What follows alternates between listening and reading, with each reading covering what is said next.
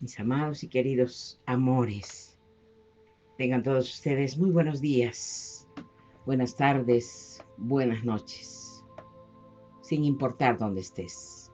Te deseo lo mejor desde mi centro corazón. Para mí es buenas tardes. Quiero continuar, mis amores preciosos, con las charlas de metafísica del día de ayer, que para mí yo lo siento que son muy importantes, porque necesitamos todos entender que somos dioses en potencia y que nadie nos puede quitar eso. Nuestro Padre nos ha dejado ese regalo para todos nosotros, nuestra chispa divina. Y no hay la segunda venida de Cristo. Es el despertar crístico que vamos a tener todos los que estamos despiertos. Pero yo creo que eso ya depende de cada uno de nosotros, mis amores. Voy a continuar con lo que dejé ayer. El templo no es una metáfora casual. El templo era el lugar donde habitaba la presencia divina.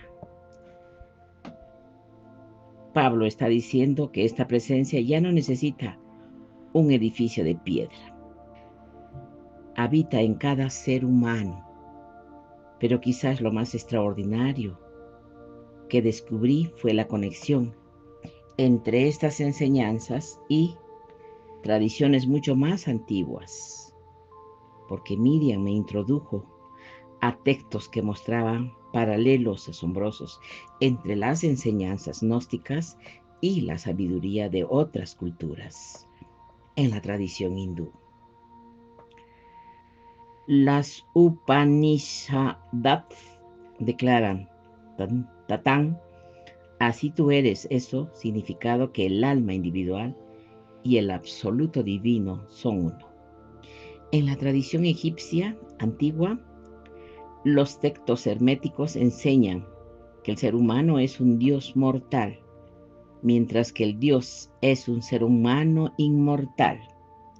Jesús, me explicó Miriam, no estaba inventando una doctrina nueva, estaba revelando la verdad perenne, esa sabiduría que todas las tradiciones genuinas han reconocido.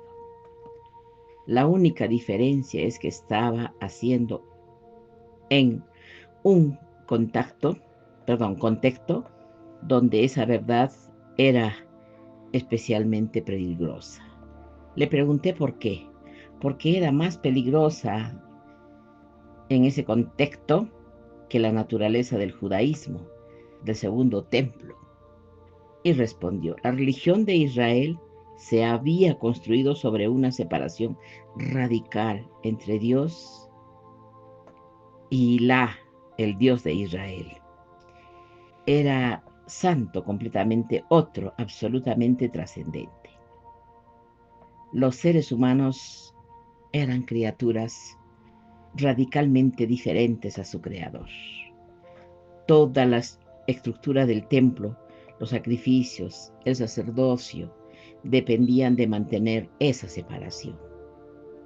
Había que aproximarse a Dios a través de intermediarios, rituales y ofrendas. La idea de que el ser humano ya contenía lo divino dentro de sí amenazaba todo. El sistema, y luego vino el cristianismo institucional continuo que heredó y amplificó esa separación. Necesitaban un Cristo único, exclusivamente divino, para poder afirmar que la salvación solo venía a través de Él y por extensión a través de la Iglesia que administraba su gracia.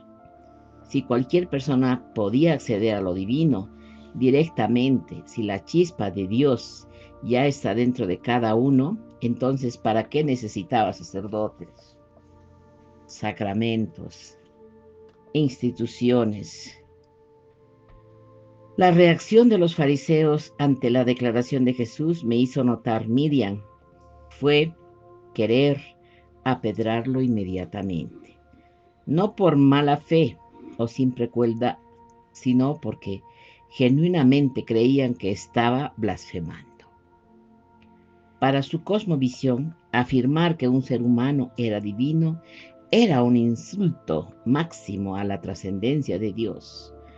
Pero lo que no entendían, lo que Jesús intentaba mostrarles es que reconocer la divinidad interior del ser humano no disminuye a Dios, lo revela más completamente, porque un Dios cuya grandeza requiere la pequeñez de sus criaturas es un Dios limitado, pero un Dios que puede multiplicar su presencia en cada ser consciente, que puede experimentar a sí mismo a través de innumerables formas, que puede despertar a su propia naturaleza dentro de cada alma, ese es un Dios verdaderamente infinito. Miriam me enseñó una meditación esa noche. La llamaba el reconocimiento del nombre divino. Era simple, pero profunda. Siéntate en silencio, me instruyó. Cierra los ojos y con cada respiración repite internamente. Hazlo, mi corazón. Yo soy. No, yo soy. Esto o yo soy aquello. Solo soy yo.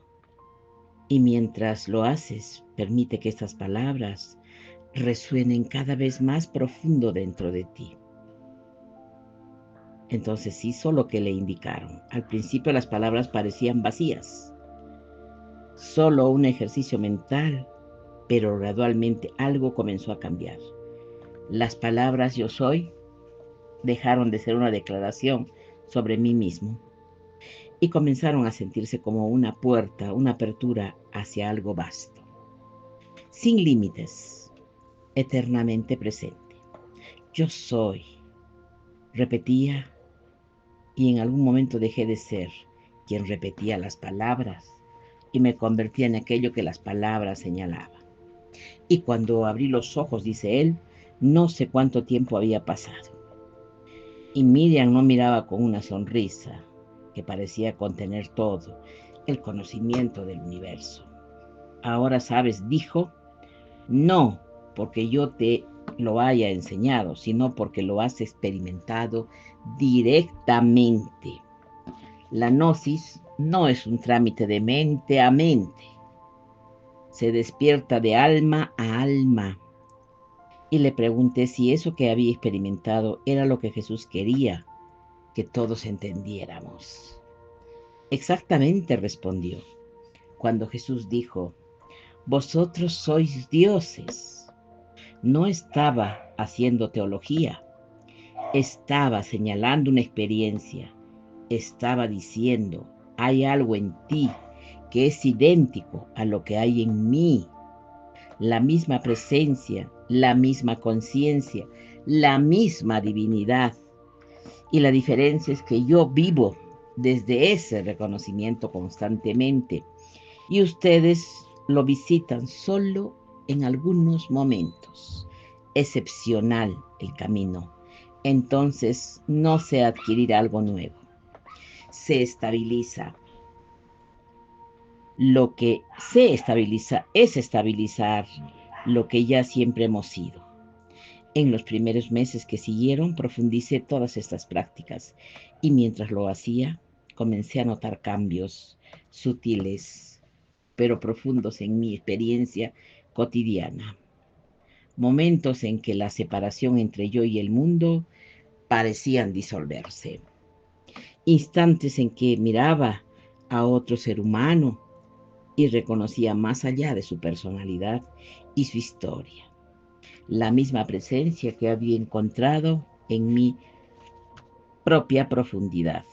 Miriam me advirtió que este conocimiento conlleva responsabilidades. Es fácil, me dijo, escuchar que eres divino y dejar que el ego se infle con orgullo. Esa es la trampa en la que caen muchos. Confunden el reconocimiento de su naturaleza verdadera con una superioridad sobre los demás. Pero eso demuestra que no han entendido nada. porque si tú eres divino, todos lo son. No hay nadie que esté fuera de esta verdad. El mendigo en la calle es tan divino como el emperador en su palacio. El pecador más despreciado es tan divino como el santo más venerado. La única diferencia es el grado de olvido.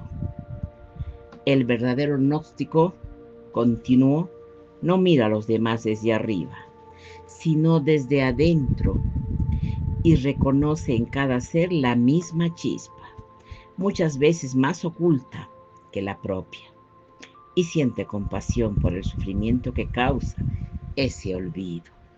El conocimiento auténtico no genera arrogancia, genera amor.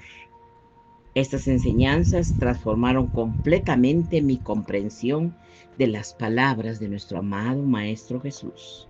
Ya no eran declaraciones teológicas para ser creídas o rechazadas. Eran invitaciones a una experiencia, señales hacia una realidad que debía ser verificada personalmente. Y esa verificabilidad era precisamente lo que la hacía tan peligrosa para las estructuras del poder. Porque una verdad que depende de la autoridad puede ser controlada, pero una verdad que puede ser experimentada directamente por cualquiera escapa a todo control. Nuestro amado Maestro Jesús dijo: el que cree en mí, las obras que yo hago, él las hará. No estaba hablando de fe ciega, estaba hablando de reconocimiento. Estaba diciendo: cuando reconozcas lo que yo he reconocido, tendrás acceso al mismo poder, porque ese poder no es mío. Personalmente es el poder de lo divino, que fluye a través de cualquiera que se alinee con su fuente. Esta es la razón por la que los primeros gnósticos no veían a nuestro amado Jesús como el único Hijo de Dios en el sentido exclusivo, sino como el primogénito entre muchos hermanos, el primero en despertar completamente. Sí, el ejemplo perfecto, sí, pero no una expresión irrepetible, más bien la demostración de lo que es posible para todos. Antes de cerrar este capítulo, mis corazones, quiero compartir una última reflexión que Miriam me ofreció sobre lo que hacía sobre... Perdón, mis amores, me perturbaron y tengo que continuar. Quiero compartir la última reflexión que Miriam me ofreció sobre por qué estas enseñanzas siguen siendo relevantes. Hoy el mundo en el que todos viven, me dijo en una de nuestras últimas conversaciones, estará aún más dormido que el nuestro. La tecnología les dará poderes que nosotros no podemos imaginar, pero también caerá distracciones que nosotros no podemos concebir. La velocidad de sus vidas dejará poco espacio para la contemplación. Y las estructuras de poder serán aún más sofisticadas en su capacidad de mantener a la gente separada de su verdadera naturaleza. Pero también habrá más sed continua, porque cuanto más vacío se siente el alma, más intensamente busca. Y cuando más se intenta llenar el vacío con cosas externas y se fracasa, más claro se vuelve que la respuesta tiene que estar en otro lugar.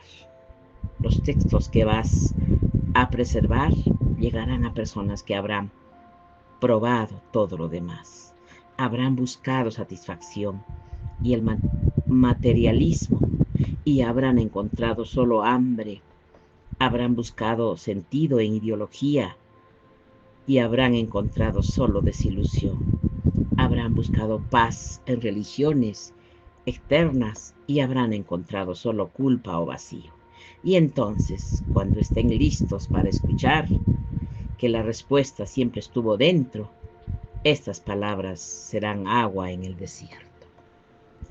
Si estás escuchando esto ahora, tú eres una de esas personas. El hambre que sientes no es defecto, sino virtud en tu alma, reconociendo que ninguna satisfacción externa puede llenar el espacio que solo lo divino en ti puede ocupar. Y la buena noticia de todo esto, mis amores, la verdad que Jesús proclamó y que casi le costó la vida, es que ya está ahí. No tienes que buscarlo fuera, no tienes que ganártelo con méritos, no tienes que esperar a que alguien te lo conceda. Solo tienes que recordar, vosotros sois dioses. Eso siempre lo ha sido. En el próximo capítulo exploraremos el texto más claramente que preserva estas enseñanzas directas que nuestro amado Maestro Jesús dejó, el Evangelio de Tomás. Y descubrimos por qué sus 114 dichos fueron considerados tan peligrosos que poseerlos era un crimen castigado con la muerte. Capítulo 3. El Evangelio de Tomás, en las 114 llaves del autoconocimiento. Nunca olvidaré la noche en que Miriam puso en mis manos una copia del Evangelio que llevaba ya meses aprendiendo con ella, creyendo que había alcanzado algún nivel de comprensión. Pero ese texto me mostró que apenas había comenzado a arañar la superficie. Dijo Miriam, mientras desenvolvía cuidadosamente el papiro, es diferente a cualquier otro evangelio que hayas leído. No cuenta historias de milagros, no narra la pasión y muerte de nuestro amado Jesús, no ofrece parábolas para entretener a las masas, es pura enseñanza destilada. Los 114 dichos, cada uno diseñado no para informar tu mente, sino para transformar tu conciencia. Pues tomé el manuscrito con las manos temblando y la primera frase que leí fue suficiente para saber que Miriam tenía razón. Decía, estas son las palabras secretas que Jesús el viviente dijo y que Tomás el gemelo registró. Y quien descubra la interpretación de estas palabras no probará la muerte. No probará la muerte, no después de la muerte irás al cielo. ¿Estás escuchando bien? No probará la muerte, no. Después de la muerte irás al cielo. No cuando mueras serás juzgado. No probará la muerte en absoluto. Le pregunté a Miriam, ¿qué significa esto? Significa, respondió, que la muerte, tal como la entiende el mundo, es una ilusión, que se disuelve cuando reconoces tu verdadera naturaleza. No es que el cuerpo no deje de funcionar, es que descubres que nunca fuiste solo el cuerpo. Y cuando sabes realmente, sabes desde la experiencia directa que eres la conciencia en la cual el cuerpo aparece, la muerte pierde su aguijón. Ya no es un final, sino una transición. Ya no es una amenaza, mi corazón, sino una puerta. Pues pasó él esa noche entera leyendo los 114 dichos y con cada uno sentía algo en su interior que se reacomodaba, como si cada frase fuera una llave que abría una cerradura específica en mi mente condicionada, dice él. El dicho 3 me golpeó con fuerza especial. Jesús dijo, si aquellos que os guían os dicen, mirad el reino, está en el cielo, entonces las aves del cielo os precederán. Si os dicen que está en el mar, entonces los peces os precederán. Más bien, el reino está dentro de vosotros y fuera de vosotros. Cuando os reconozcáis a vosotros mismos, entonces seréis conocidos y sabréis que sois hijos del Padre viviente. Pero si no os conocéis a vosotros mismos, moráis en la pobreza y sois esa pobreza. Miriam me explicó la profundidad de este dicho. Fíjate en lo que está diciendo. Me instruyó. Cualquiera que te diga que el reino está en algún lugar externo, sea el cielo, sea el mar, o sea el templo, sea una institución, está engañándote, quizás sin saberlo. Pero el reino no es un lugar, es un estado de conciencia. Y ese estado de conciencia está disponible aquí, ahora, dentro de ti, mi corazón. Y luego viene la clave continua. Os conozcáis a vosotros mismos, entonces seréis conocidos.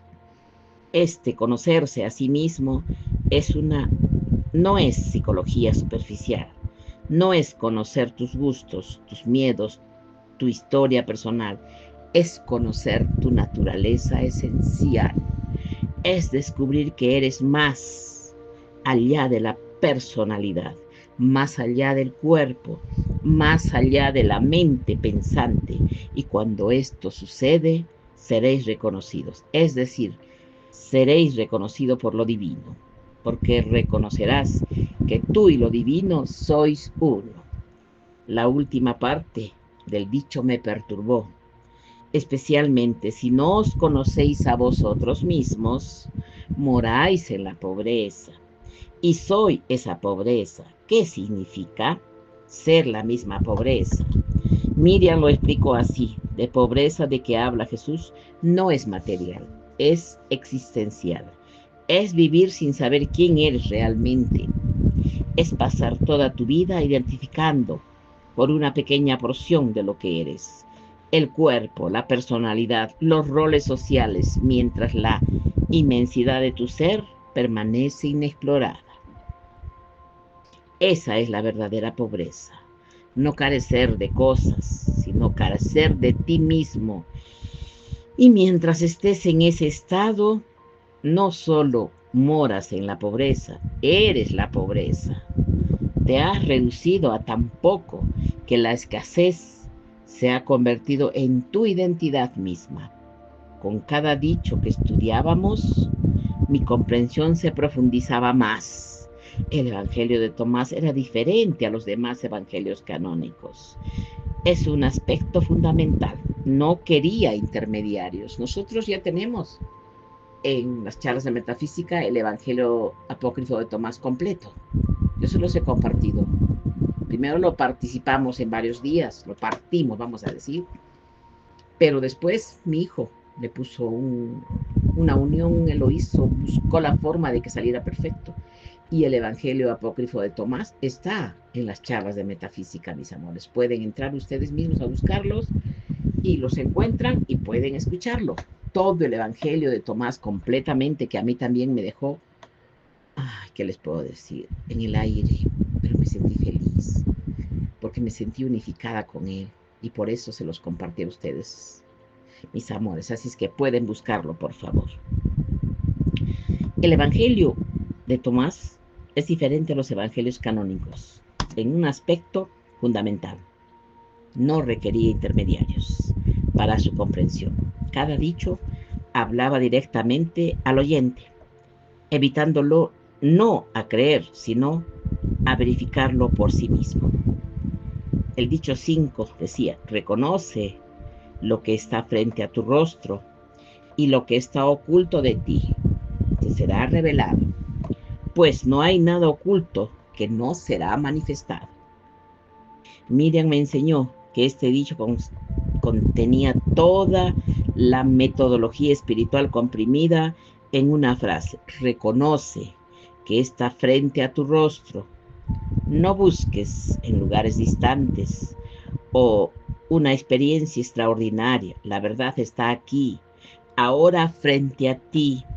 El problema no es que esté escondida, sino que no estamos prestando atención.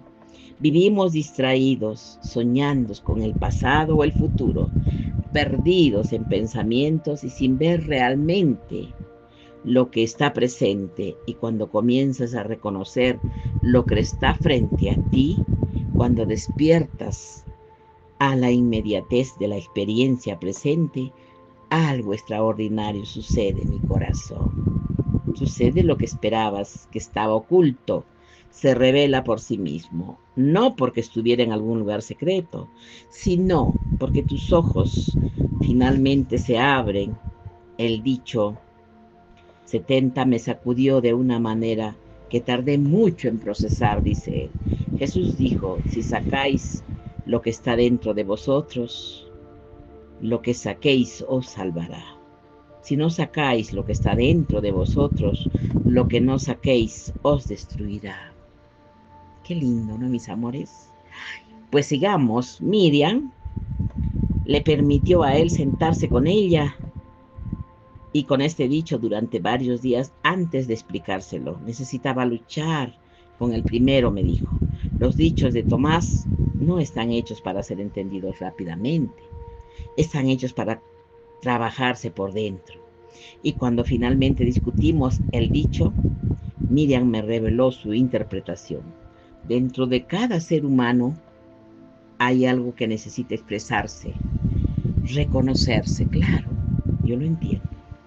Salir a la luz, llámalo tu verdadera naturaleza, tu chispa divina, tu autenticidad esencial, porque cuando permites que eso emerja, cuando lo sacas, te salva de la falsedad, de la alineación de vivir una vida que no es realmente tuya.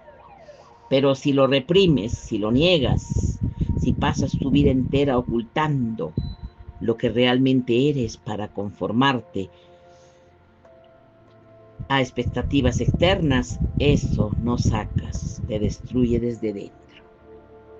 Te conviertes en enfermedad, en depresión, en esa sensación persistente de que algo está fundamentalmente mal. Aunque no puedas nombrar qué es este dicho, me hizo notar Miriam, contradice completamente la espiritualidad de la negación de sí mismo, que la iglesia oficial promovería. No se trata de negar quién eres, sino de describirlo y expresarlo. No se trata de aplastarte ante lo divino, sino de reconocer que lo divino ya está dentro y necesita manifestarte. Te recuerdo que el dicho 13 me entregó particularmente mucho más. Narraba un encuentro donde Jesús preguntó a sus discípulos, ¿a qué se parecía el Pedro? Respondió como era un ángel. Justo, Mateo dijo, que no era como filósofo, sabio.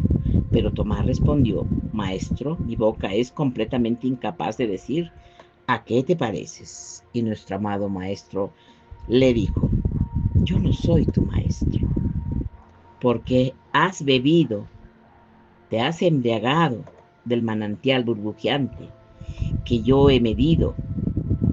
Y Miriam sonrió cuando le pedí que explicara este pasaje.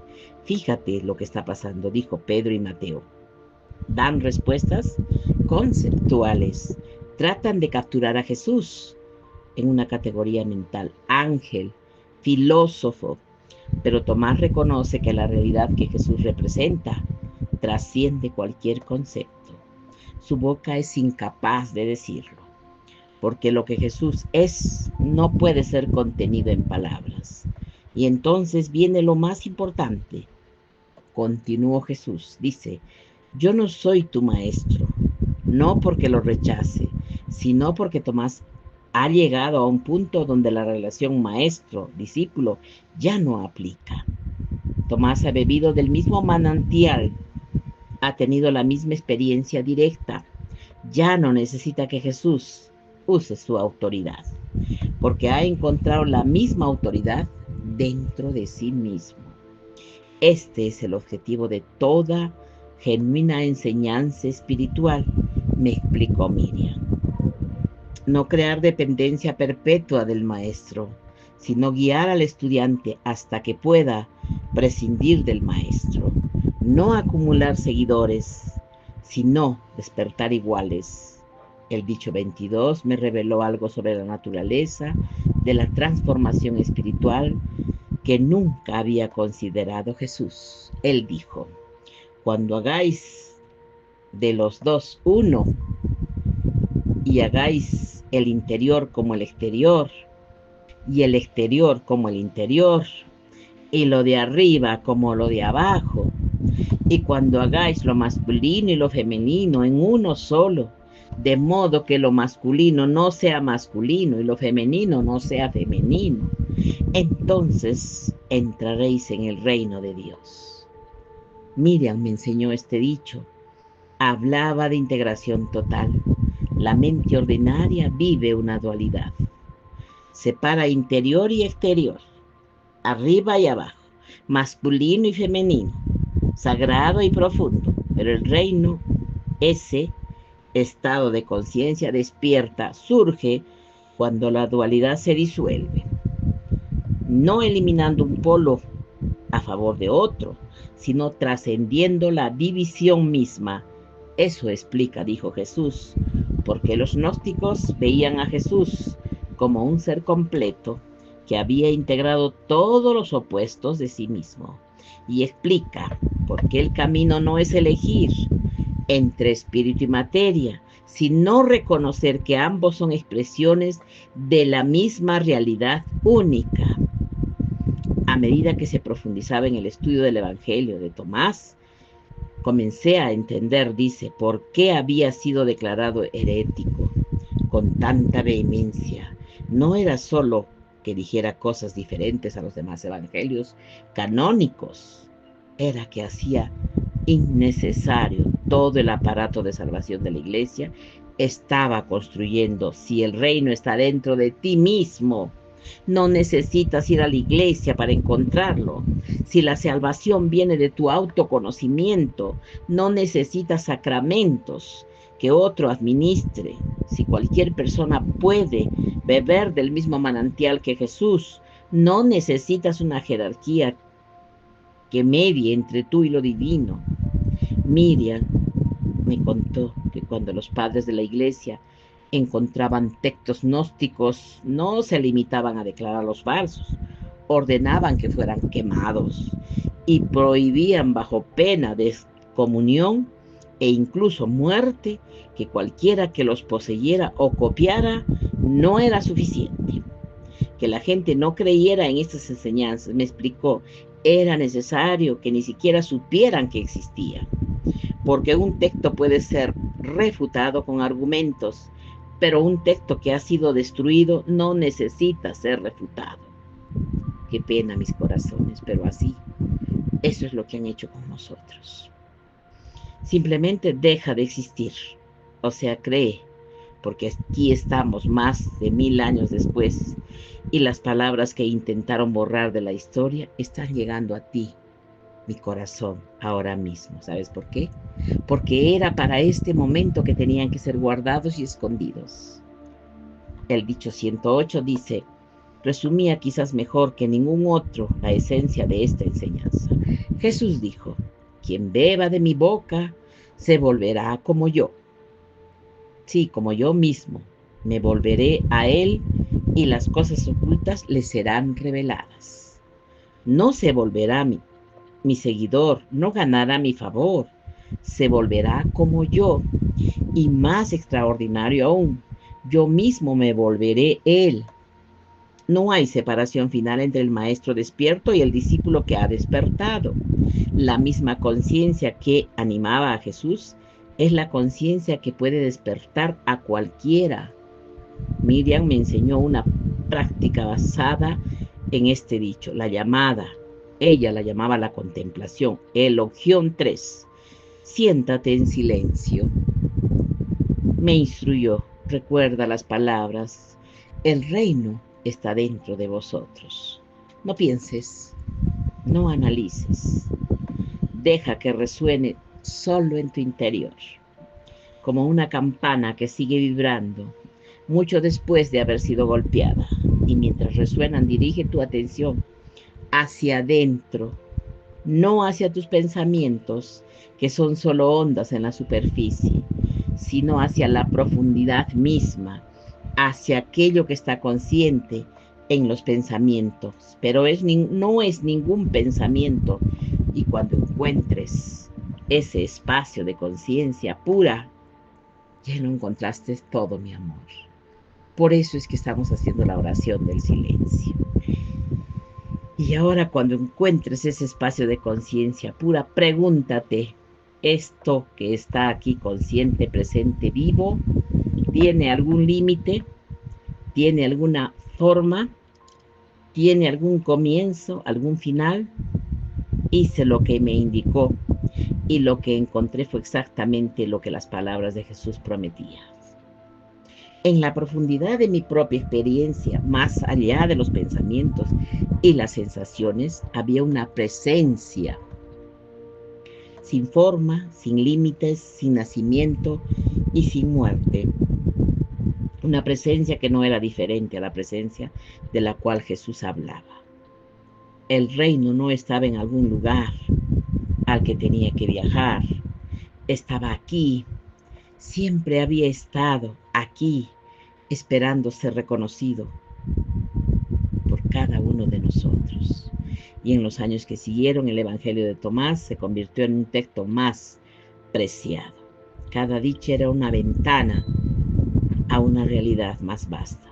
Cada lectura revelaba capas de significado que no había visto antes. Era como si el texto mismo estuviera vivo, ofreciendo diferentes enseñanzas según el nivel de madurez y de lector. Y ahora esas mismas palabras que preservé arriesgando mi vida están llegando a ti, no como historia antigua, sino como invitación presente, no como doctrina para creer, sino como experiencia para verificar. El dicho final del Evangelio, Jesús dice, Él dijo, quien conozca el todo, no se pierde a sí mismo, se pierde de todo. Pues conocer toda la teología del mundo, todos los sistemas filosóficos, todas las escrituras, de todas las tradiciones, pero si no te conoces a ti mismo, todo ese conocimiento es vacío. Porque el conocimiento que libera no es información sobre algo externo, es el reconocimiento de lo que eres. Y eso solo tú puedes hacerlo. Yo creo que lo estamos entendiendo muy bien. En el próximo capítulo, Mis Corazones, exploraremos por qué olvidamos esa verdad en primer lugar. Porque la chispa divina que somos se oscurece bajo capas de condicionamiento y olvido. Y más importante aún, cómo comenzar a recordar. Vamos al capítulo 4. La amnesia sagrada. ¿Por qué olvidamos nuestra divinidad? Tienes que recordar que después de 3 días de ayuno, Él dice que tuvo un sueño que cambió su comprensión de todo. Me vi a mí mismo como luz, no luz en el sentido poético, sino luz literal, conciencia pura, brillante, sin forma, infinitamente expandida. Desde esa vastitud luminosa observé algo extraordinario. Vi que esa luz, que era yo mismo, comenzaba a condensarse como vapor que se convierte en agua, como agua que se convierte en hielo. La luz se fue densificando, contrayendo, olvidando su naturaleza expansiva, mientras tomaba forma cada vez más definida, y entonces desperté en ese cuerpo, en esa habitación, con ese nombre, creyendo que eso era todo lo que era. Cuando le conté el sueño a Miriam, ella asistió con una expresión que mezclaba tristeza y alegría. Has visto, dijo, el misterio central de la existencia humana. Has visto el descenso de luz a la materia. Has visto cómo lo infinito se vuelve finito y cómo lo eterno se vuelve temporal, cómo lo divino se vuelve humano y, más importante aún, has visto que ese proceso incluye necesariamente el olvido. Y le pregunté qué quería decir con que el olvido era necesario. Piénsalo. Y respondió, si la luz que eres recordará plenamente su naturaleza infinita, podría genuinamente experimentar ser un ser humano limitado. Si supieras en cada momento que eres inmortal, experimentarías realmente el miedo a la muerte. Si fueras constantemente consciente de tu unidad con todo, podrías experimentar la separación, la soledad, el anhelo de conexión. La experiencia humana con todo su dolor y su belleza solo es posible porque olvidamos quiénes somos. Porque el olvido, ¿dónde estamos? No es un error, es el precio de entrada a este mundo. Este entendimiento me llevó tiempo de absorber. Había asumido que el olvido de nuestra naturaleza divina era un problema a resolver, una caída de la cual recuperarnos. Pero Miriam me estaba sugiriendo algo más radical que el olvido mismo. Era parte del diseño, que lo divino eligió olvidarse para poder tener la experiencia del redescubrimiento. Los textos gnósticos que Miriam me mostró exploraban este misterio con más profundidad, que me dejó sin aliento. Contaban la historia de Sofía, la sabiduría divina, que en su deseo de conocer al Padre sin intermediarios se separó del pleroma, la plenitud divina, y cayó en los reinos inferiores de la materia. No cometas el error, me advirtió Miriam, de leer todos estos minutos como historia literal. Son mapas del alma. Sofía presentaba la chispa divina de cada ser, en cada uno de nosotros. Su caída es nuestra caída. Su olvido es nuestra divinidad. Y su eventual redención, su regreso a la plenitud, es la promesa de nuestro propio despertar. El mito gnóstico hablaba de los arcontes, poderes que mantenían a Sofía y por extensión a todas las almas cautivas en el reino material. Y fue cuando Miriam me explicó que estos arcontes podían ser entendidos de múltiples maneras. Algunos los interpretan literalmente como entidades que gobiernan este mundo y se alinean de la ignorancia humana. Otros los ven como símbolos de las estructuras de poder, religiosas, políticas, económicas, que mantienen a la humanidad dormida porque se benefician de su sueño. Y otros más las entienden como arquetipos internos, las fuerzas dentro de nuestras propias psique que resisten el despertar. Quizás todos tienen un poquito de razón, sugirió Miriam. Quizás los arcontes operan en todos estos niveles simultáneamente. Lo que más me impactó de esta enseñanza fue la noción de la hipnosis, el sueño espiritual. Los textos gnósticos describían las condiciones humanas no como pecado, sino como sueño. No estamos castigados, estamos dormidos. No somos culpables, somos inconscientes. Esta diferencia es enorme. Y si el problema es el pecado, entonces necesitas un Salvador que pague por tus transgresiones. Necesitas sentirte culpable, arrepentirte, someterte a la autoridad que puede perdonarte. Pero si el problema es el sueño, lo que necesitas es despertar. Y para despertar lo que necesitas no es perdón, sino conocimiento, mi corazón. Gnosis, el Evangelio de la Verdad, otro arquitecto que Miriam me reveló. Lo esperaba con belleza extraordinaria. La ignorancia del padre produjo angustia y temor, y la angustia se condensó como niebla, de modo que nadie podía ver. Por esto el error se fortaleció, pero cuando el conocimiento se acercó, toda su materialidad se disolvió. El error, la ignorancia, la angustia no tienen sustancia real. Son como la niebla que parece sólida, pero se disuelve con la luz del sol. El conocimiento, la gnosis, es esa luz que destruye el error luchando contra él simplemente. Lo disuelve, revelando su irrealidad.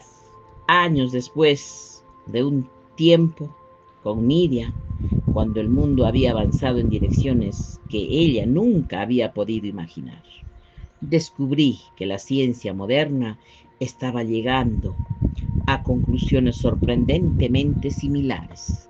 Científicos como Bruce Lipton demostraron que la mayoría de nuestro comportamiento está gobernado por programación subconsciente adquirida en los primeros años de nuestra vida.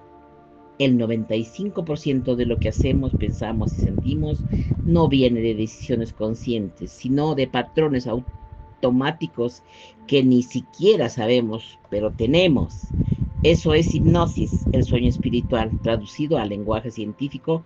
Esto es vivir como autómata, repitiendo programas, creyendo que elegimos, cuando en realidad solo ejecutamos códigos instalados por otros.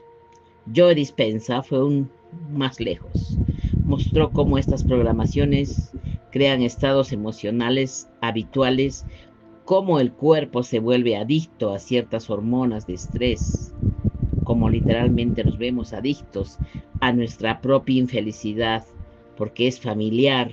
Y aquí está la conexión profunda. Los gnósticos enseñaban que los arcontes se alimentaban de ciertas emociones humanas, especialmente el miedo y la ignorancia.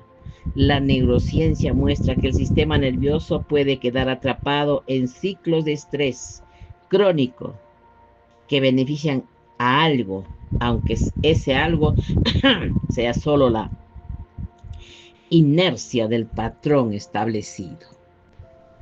Mas no importa si llamamos a las fuerzas que nos mantienen dormidos arcontes, programación, subconsciente o condicionamiento social, el resultado es el mismo.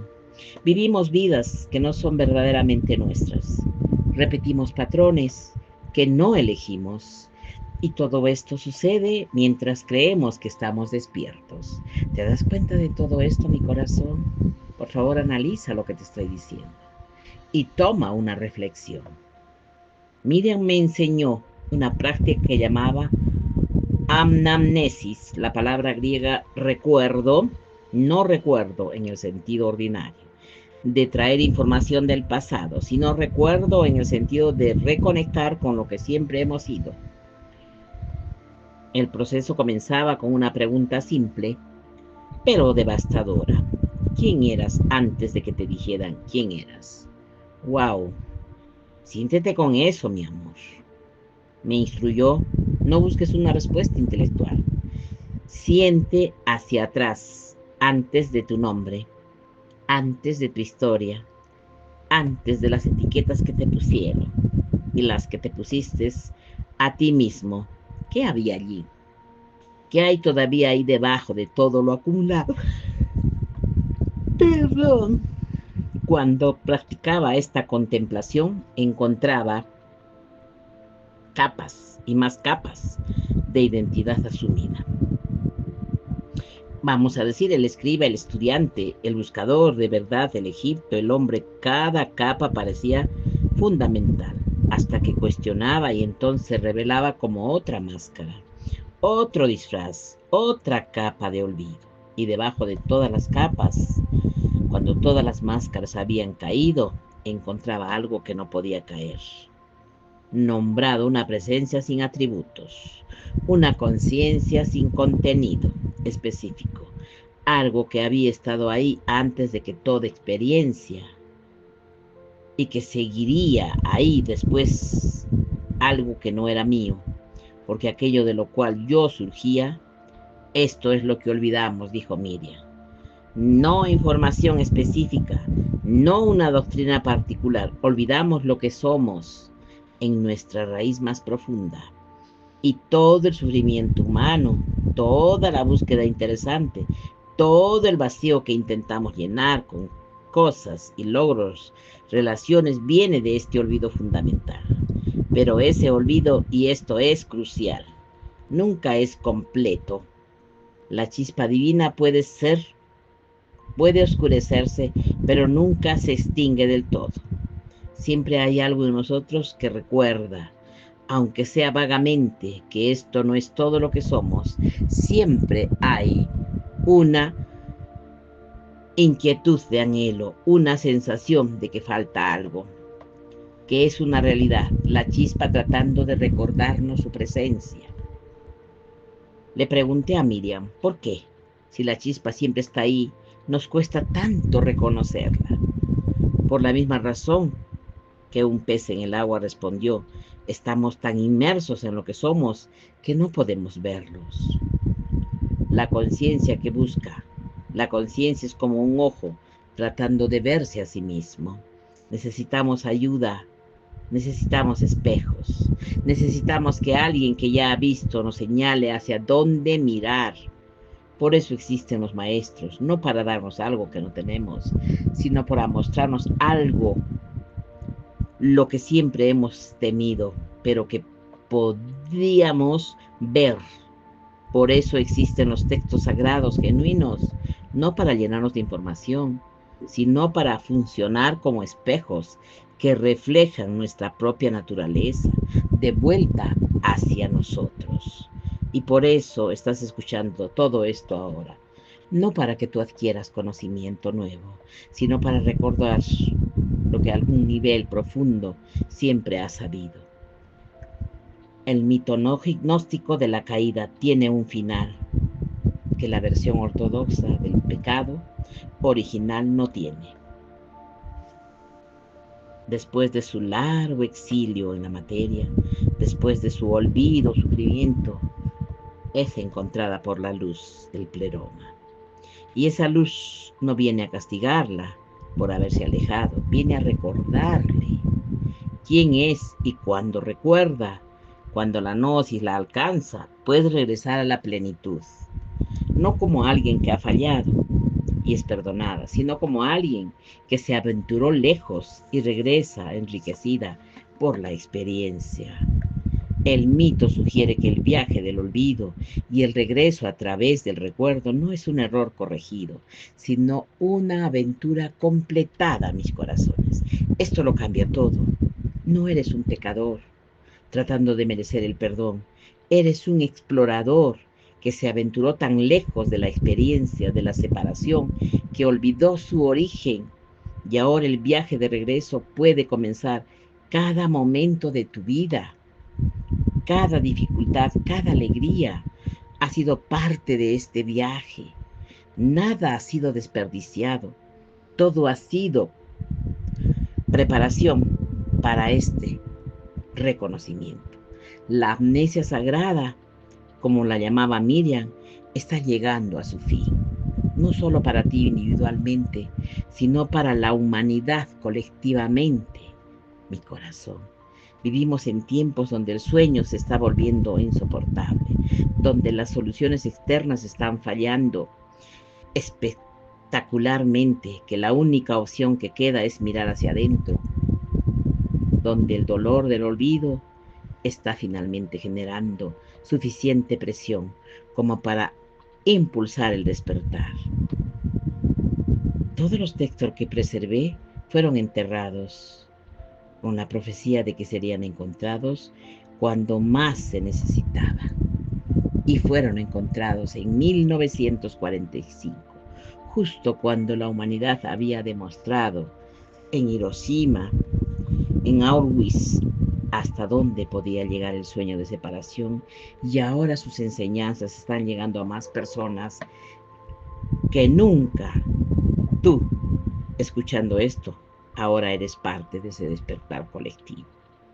La inquietud que te trajo aquí, el hambre que ninguna cosa externa ha podido satisfacer, es tu propia chispa divina, pulsando bajo las capas de olvido, pidiéndote que recuerdes, y puedes hacerlo ahora mismo, mi corazón, no mañana, no pasado, no cuando sea más espiritual, no, cuando hayas meditado más, o leído más, o te hayas purificado suficientemente.